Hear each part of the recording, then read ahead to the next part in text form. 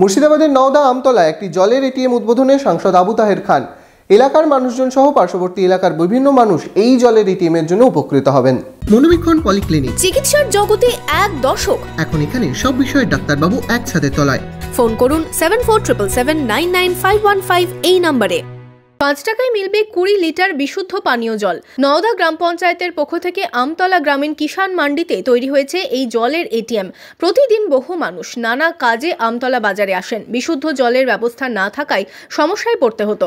তাদের কথা মাথায় রেখে পঞ্চায়েতের পক্ষ থেকে জলের এটিএম তৈরির উদ্যোগ নেওয়া হয়। রবিবার সকালে এই জলের এটিএম এর উদ্বোধন করেন মুর্শিদাবাদের সাংসদ আবু তাহের খান। এটা সরকারের একটা পরিষেবা, নওদা গ্রাম পঞ্চায়েতের উদ্যোগে এই পরিষেবার ব্যবস্থা করা হয়েছে।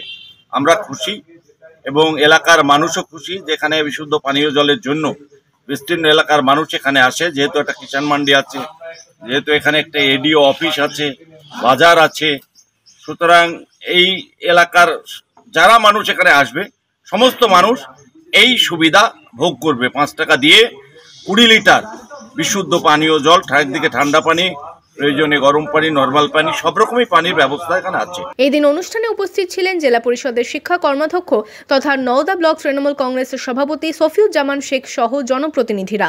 এলাকার প্রান্তিক মানুষ তাদের পানীয় জলের যে ব্যবস্থাপনা সেটার সুগম হয়েছে।